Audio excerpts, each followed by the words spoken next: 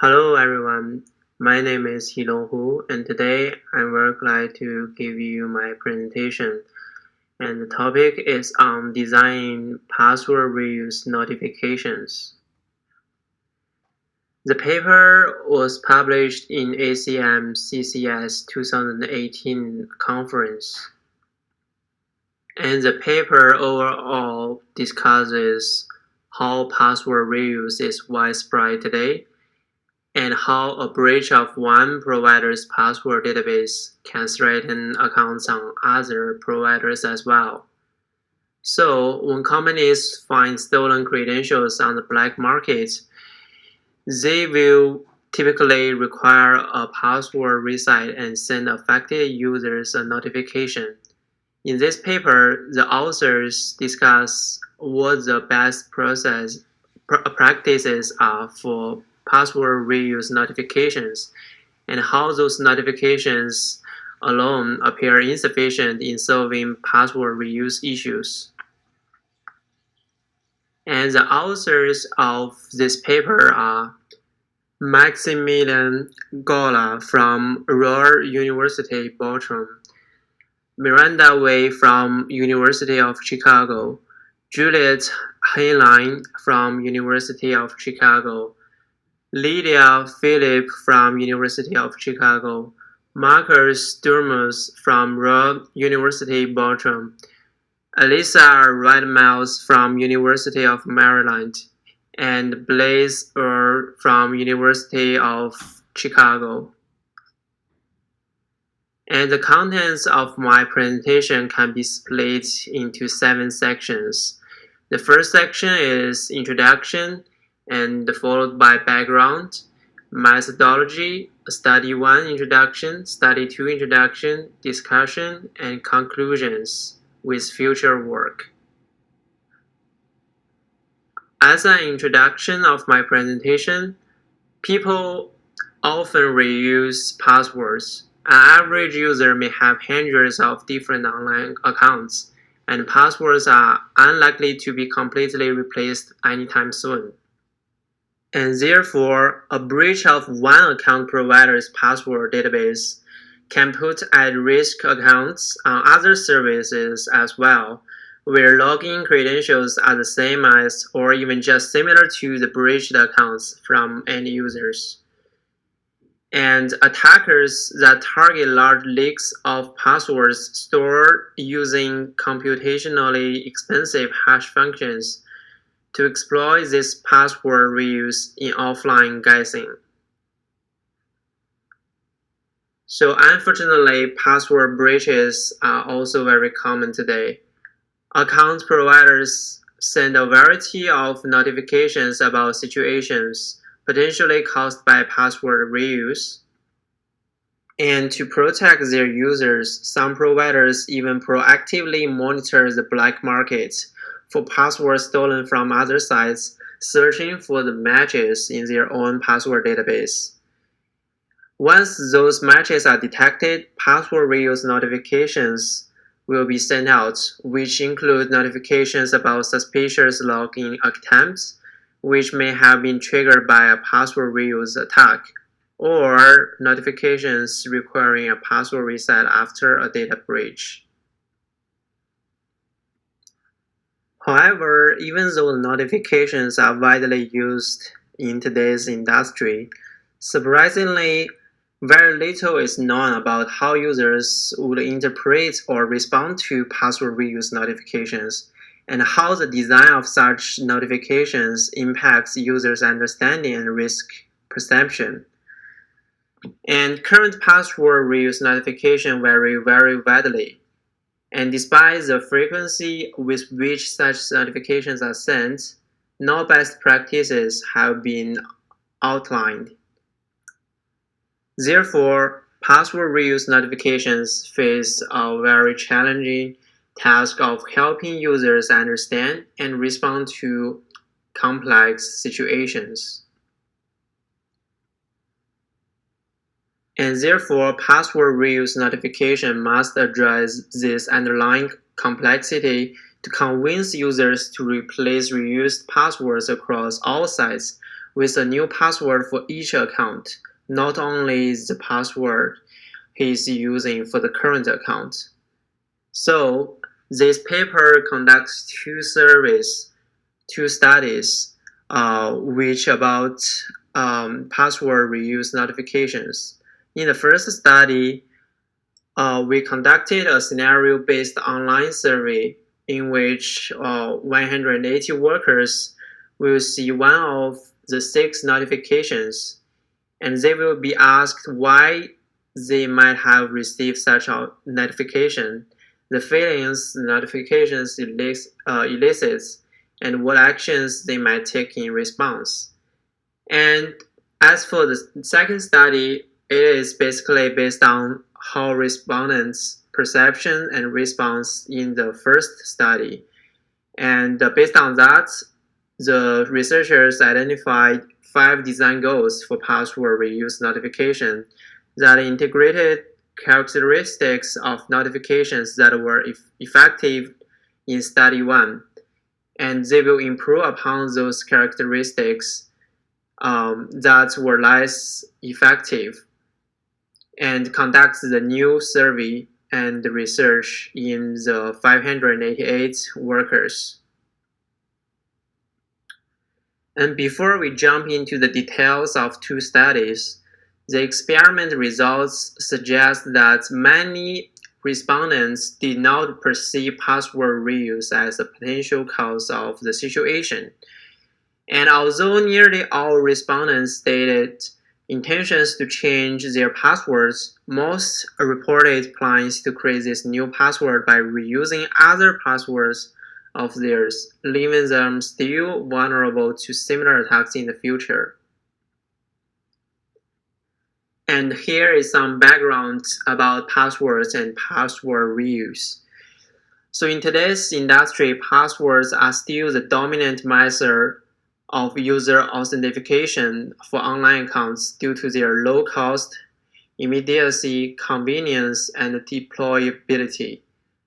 Password reuse can amplify the severity of all passwords attacks. Once login credentials are compromised, all accounts with those same or similar credentials become vulnerable from the attackers. And leveraging stolen credentials will enable attackers to perform online guessing with some success. And as for the security warnings and the notifications, unfortunately, despite extensive prior work measuring password reuse, very few studies have examined password reuse notifications. And to our knowledge, prior work has neither focused on notifications about cross-site password reuse nor compared such notifications. So we can see that the study related to how to make notifications more effective to end users are really underdone. Next, I want to give an overview of the methodology that the authors in the paper adopted in the research. So basically, they collected both quantitative and qualitative data.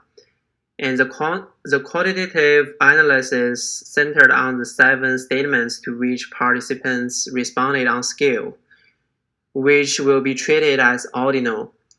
And to evaluate whether responses differed significantly across notifications while controlling for the effects of demographic factors. The ordinal logistic regression models will be built. And in this study, the dependent variable is the set of Likert scale responses to a given statement, and the independent variables are the notification the respondent saw, the respondent's age, the respondent's gender, level of education, and technical background.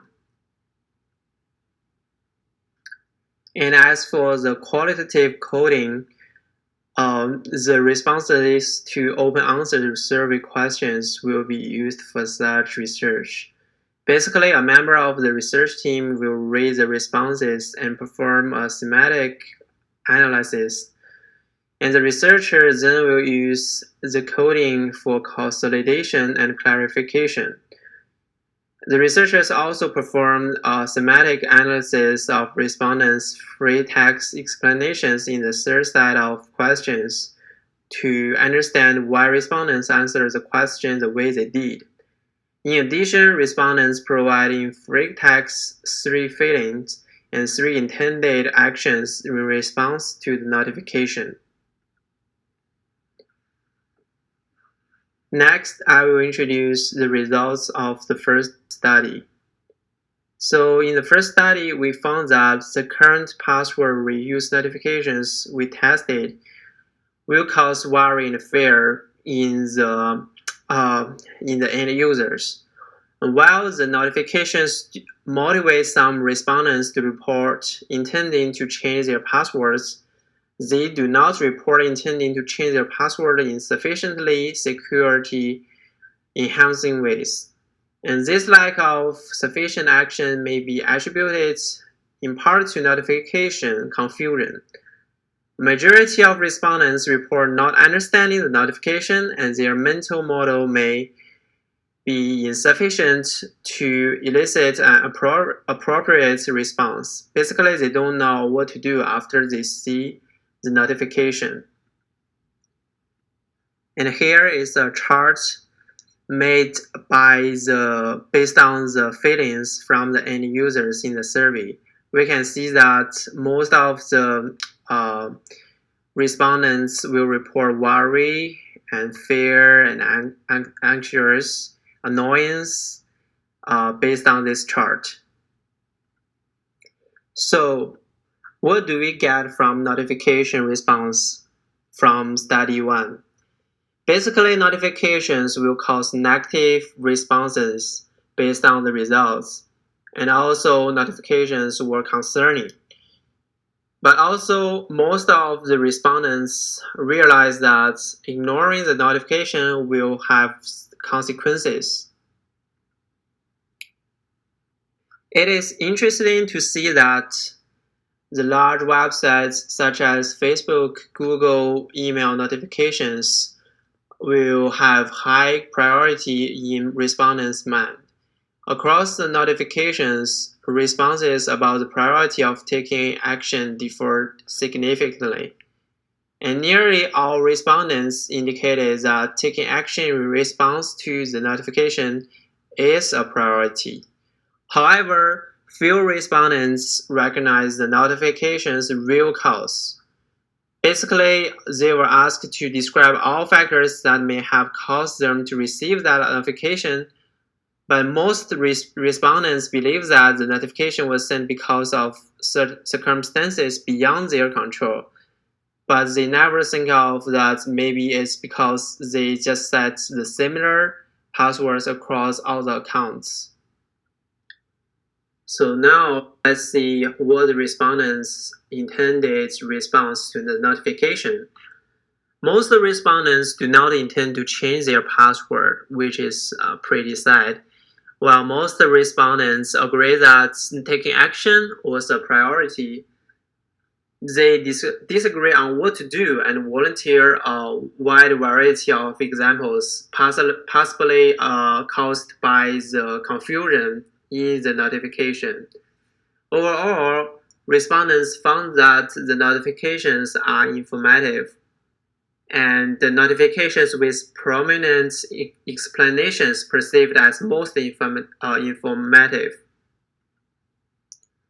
And speaking of the structure and delivery of notifications, most of the respondents perceive email as the most legitimate delivery method, and the notifications were relevant to real situations.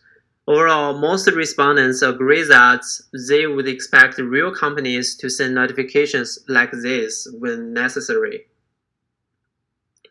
Therefore, as a summary from Study 1, password reuse notifications goals contain the following options. The first one is notifications should reach their intended audience in a timely manner.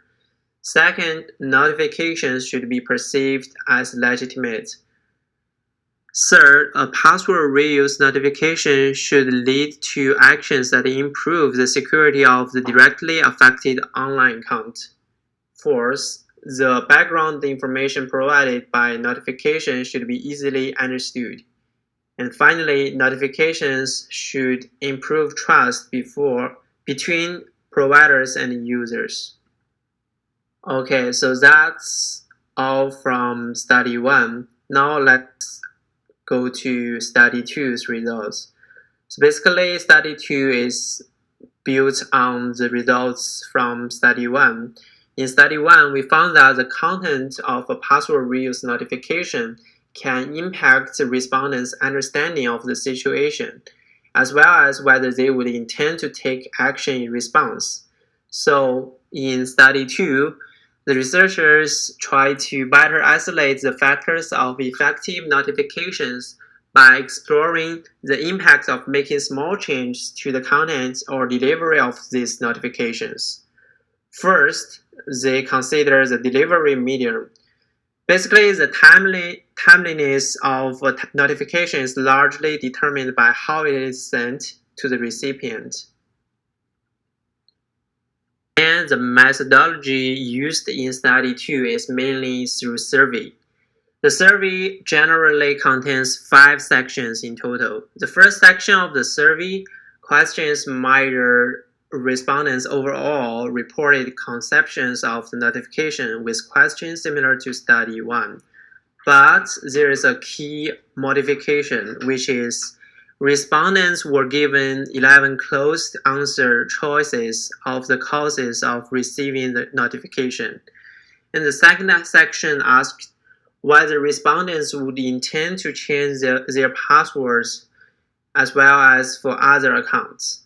The third section asks them to report their security perception of 10 actions beyond changing their password. The fourth section asks respondents about their perceptions of the notification with questions based on the corresponding section from study 1, but modified to align with study 2's research questions. And the final section will ask the following demographic information, such as gender, age, highest educational degree attained, and technical expertise. And as the research tool, we again use regression models in our analysis in study 2. We had both binary and ordinal dependent variables. As for the binary dependent variables, we use logistic regression models. And for the ordinal dependent variables, we use ordinal logistic regression models. And as for the results from second study, unfortunately, it reveals again that many respondents did not perceive password reuse to be the root cause of the situation. And while a majority of respondents indicated that they would intend to change their password, their intended password creation strategy would continue to expose them to password reuse attacks because they tend to use similar passwords for better memory. And we found that adding extra security suggestions in the notification will increase perceived risk, which may help the notification convey the seriousness of the situation and the need to take action. So, upon receiving such notifications, creating new password is really important. Most respondents perceive unique passwords as good for security.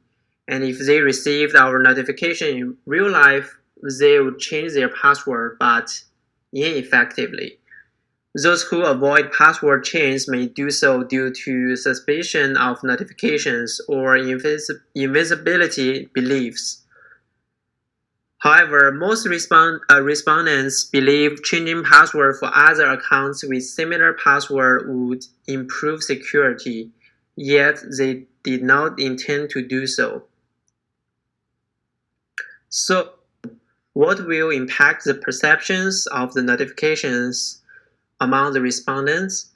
Most respondents would act in response within 24 hours upon they receive the notification, and respondents' trust will be lower when their accounts suffer a breach, and experience with technology and data breaches impacted the perceptions as well. And therefore, from the results of both study 1 and study 2, the best practices for notification can be concluded with following rules. First, the notification should be very explicit about the root causes of the situation, which is password reuse and a data breach. Second, providers should force a password reset on their service. Third, the notification should strongly encourage changing similar passwords on other accounts and thoroughly explain why doing so staves off attacks. Fourth, the notification should explicitly encourage enabling 2FA and using password managers. And finally, notifications should be sent via both email and more immediate channels, such as a blocking notification upon login. And here is a table summarizing how 24 real-world password reuse notifications compare to the Study 2 model notifications best practice summarized in the previous slide.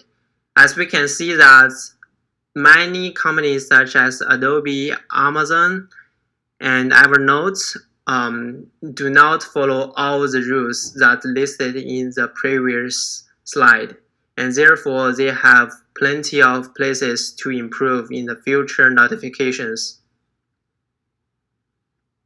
And as for the conclusions and future work from this paper, while the real notifications we tested in Study 1 were successful in arousing concern, many respondents were still unaware of the correct actions taken in response because of the confusion.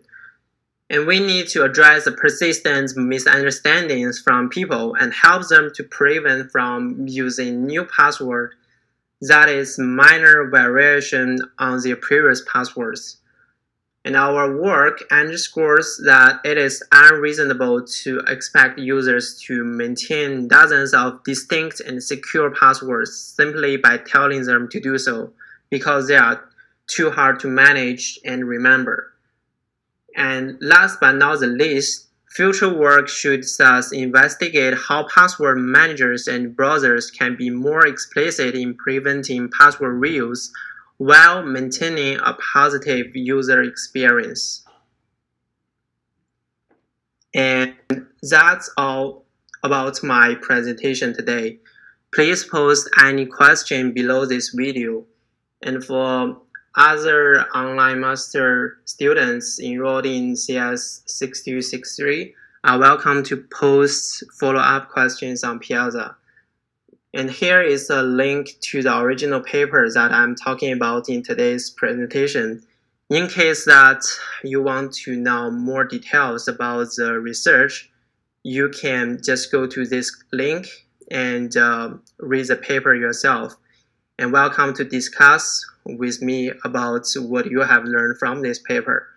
Thank you again for viewing and listening to my presentation today. Goodbye.